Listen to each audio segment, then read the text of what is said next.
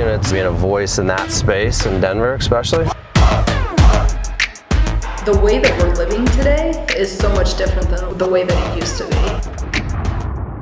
Hey, good morning. We're out here at our Barnett project over on Franklin Street, and we're talking about kind of a little change of plans of what we had talked about from the last time. Just a little bit of modification in how we're building this and how we're delivering this product. Last time we were here, we were talking about what we were going to do from a process standpoint. It's a little bit different kind of aesthetic architectural project than what we have done in the past, which leads to some challenges. So the original plan was to volumize what you're seeing here now, cut everything, kit everything in our factory, and then build it here, pick the whole volume up and take it out to the street, and then crane it back in after we've done all the panels. Well, as you can see here, we're actually building this thing right now. We've taken kind of a modified approach to this, a little bit different than what we've done and what we were planning, but the increased cost started becoming a little bit too high for us to make this work. So I think this is an opportunity for us to figure out on some of the projects that are slightly different, really tall walls, steep roofs, vaulted, everything that this project has. What's a middle ground for us? What can we do off-site and kind of find this modified version of what we're doing? Still get all the benefits and efficiencies of building off-site, but not incur quite the amount of cost to have such a really big crane. Because on this project, we were gonna have to use a crane that was double the size of any crane that we'd used before. That becomes very prohibitively expensive, even when we could have done it in a couple hours. That's the reason that we, about a week ago, decided, hey, let's switch and do a modified version of this. We built these panels that you're seeing here. We pre-cut all the studs. We pre-cut everything for the second floor. And now we're just, instead of building it in our shop, we're building it here. So again, kind of this modified version of what we've intended to do, and then just run into some of the realities logistically with power lines and architecture and all these things, trying to find a middle ground to find the most efficient use of time and money, all those things to get a better product. So last time we were here was a week and a half ago, and the concrete was just going in. So as I mentioned before, generally we like to see the concrete cure out for about a week or so. That gets you to a compressive strength that is okay to start loading it here. The original plan was to wait another week or so and then do all of our lifting, but because we're doing this modified version, we'll be done in roughly the same time. It might take a day or two longer than what we had originally planned, but we're really, really close. We're able to parallel process all of this stuff in the factory and off-site to allow us to be very efficient on-site. So this is a panel that goes on this end, and the other panel goes on the other side, north and south. So when I'm referring to a kit apart, we talk a lot about paint by numbers, or it's Legos. It's really all these parts come together to create a panel, and the panels come together to create a house. And so the modified version of what we're talking about potentially is, and what we're trying to do here and kind of working on here, how do we make this, turn this into more bite-sized, manageable pieces for the guys if you're doing it on site? So really a kit of parts would be all these cut pieces. Everything that you see, just not put together. Cut all the parts, kit all the parts, bring them out on site, and nail them together. Same exact process that we do in the factory.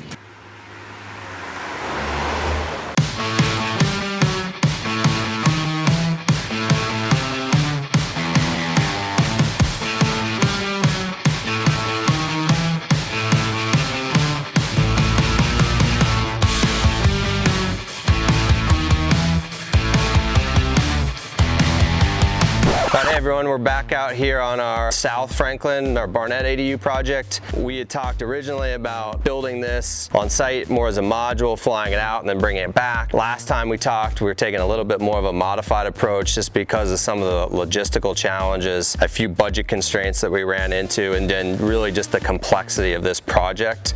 So let's just take a look at some of these kind of issues that we were dealing with that were the decision on why we decided for this modified approach. So I think one of the biggest things is what you can see here is this was our first panel, which is a very standard kind of 8-foot panel. No big deal, really simple. But when you start panning up, you see from the floor level to the upper section of the ridge beam is approximately 14 or 15 feet. Well, CDOT, Colorado Department of Transportation, only allows 13.5 feet without some exceptions, and with our 3-foot deck and 14 feet on top of that, we're way above our height limit. So we were having trouble figuring out how we could panelize this. So that's the reason that we decided to say, well, let's just cut all the parts in our factory, let's kit all those parts, and then let's actually put it together on site and then just lift it up, which is a very heavy panel, so we needed a few guys to do it, but that's the way we decided to solve this problem. Yeah, so let's go ahead and take a look inside. We'll give you the tour. So generally speaking, a 2-stall, 2 parking area here. This will be kind of a little workshop storage area. And then this is actually for the upstairs unit. We have laundry, kind of utility area here. And then just a sort of laundry storage area. One thing I wanted to point out that we haven't talked about before is, in general, in these ADUs, we have quite wide buildings. A lot of times the walls pulled back in, so a lot of load coming down, not on the exterior walls, but on this floor itself. So because of that, we end up using very strong, quite big I-joists here. So this is the Boise Cascade BCI 90 2.0.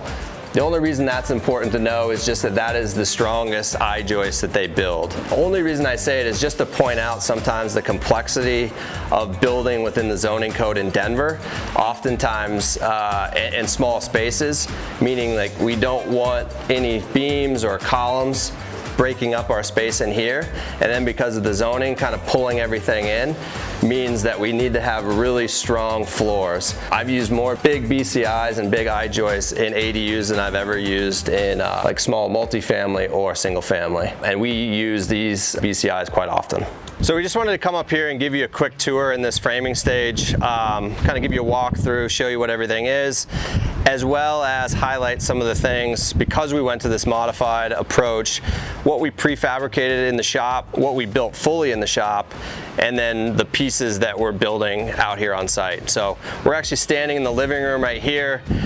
I think just to highlight kind of another one of the challenging parts with the zoning code here is that because of the bulk plane here, we actually have a pretty low ceiling, so it's going to take a little bit of work from a furniture standpoint to lay out this room. This will kind of be the TV area, couch, kind of over here, and then it opens up nice and big because we're on the north side of the property to the kitchen. So we have kind of kitchen along this back wall, and then right in here we'll have a nice eat-in bar. There's a wall that's missing here, but then we have sort of closeted area, and then beyond that is the bathroom, and then as we turn around here, we can see the bedroom. And one of the reasons that you see this wall here, kind of this half wall coming up, is because of how low it is. We pulled that wall out just so the headspace in that area is not so low, and then it's also from a zoning standpoint too on how they calculate habitable space.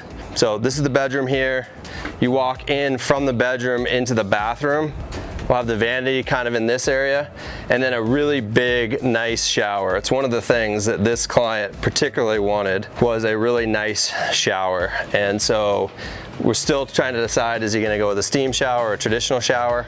But either way, it's one of the kind of most defining features of the house, outside of probably the kitchen and the really high ceilings. So now to highlight what we did in the factory completely, and then what are some of the things we did just like a kit of parts. So these interior walls we built completely in the factory, brought them out on site and just installed them. I know we've shown you this before, but this is just our label system, so it shows you what the individual piece is and what wall it's a part of and kind of where it goes. And so we did that with even the pieces like this one, for example, this front wall. We built all this on site. They all had their labels. We put it all together, and then we brought it out on site and actually built it on the floor here and raised it up. So again, just kind of highlight how we modified and did this one just in a little bit different way. One of the other things that we did in the shop as well to make this piece go faster, on all these I-joists, we had to put some 3/4 OSB in here as part of the structural, just to pack, what we call pack this out. It provides a connection point for our hurricane ties, or these ties, this metal strapping that holds the joist down to the top plate. So we built all of this in the factory and actually cut all these angles. So when they brought these out, they just basically put them into place. So one of the most defining features of this ADUs, I think that's one of the coolest parts, but also one of the most challenging parts from a build standpoint that we've talked about before, is just how big and open this space is. And this particular client, it was very important that we have this really big, nice, open kitchen and living room. Even though it's a small footprint, he really wanted it to feel nice and open. Or I think we're around 12 feet to the underside here. And then this sort of flat roof section is really high and open. That was really what he wanted, and it was a big challenge from a building standpoint for all the reasons that we've talked about before. But I think it's going to be a really, really cool open feel here, because aesthetically this piece of it was so important, making sure they had the big high ceilings in here. So all in all, not exactly the way we thought this would go, but ultimately we're going to get a really great product.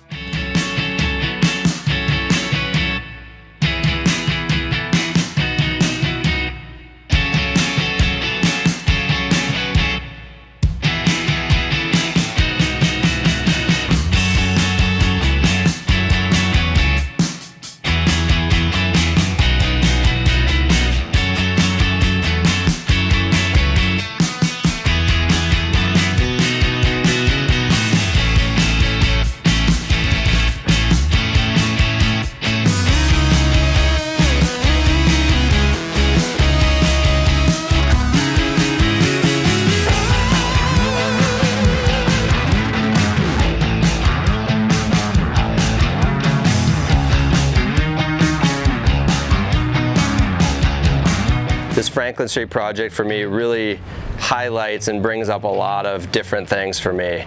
I think on the one hand, it's a really cool, interesting project that we get to infill into this part of the city. And then some of the creative ways that the designer on this one was able to figure out how do you get this nice open space. So in a lot of ways, these are really unique projects. And so I really appreciate the team that we have and that we work with.